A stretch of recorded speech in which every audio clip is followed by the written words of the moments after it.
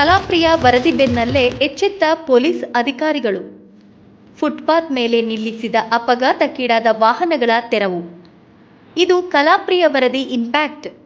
ಹೌದು, ಈ ಹಿಂದೆ ಕಲಾಪ್ರಿಯ ವಾಹಿನಿಯಲ್ಲಿ "ನೀನೆಲ್ಲಿ ನಡೆಯುವೆ ಇಲ್ಲಿ" ಎಂಬ ಶೀರ್ಷಿಕೆ ಅಡಿಯಲ್ಲಿ ಸುದ್ದಿ ಪ್ರಸಾರಗೊಂಡಿತ್ತು.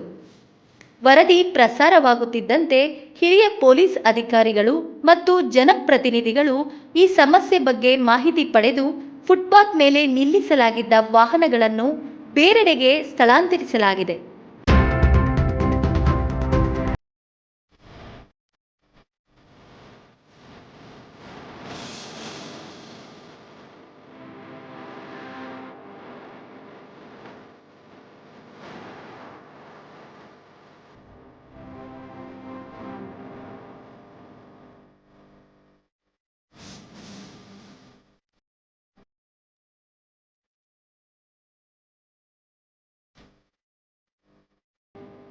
ಈ ಕಾರ್ಯಕ್ಕೆ ಕಲಾಪ್ರಿಯ ವಾಹಿನಿ ಬಗ್ಗೆ ಸಾರ್ವಜನಿಕರಿಂದ ಮೆಚ್ಚುಗೆ ವ್ಯಕ್ತವಾಗುತ್ತಿದೆ.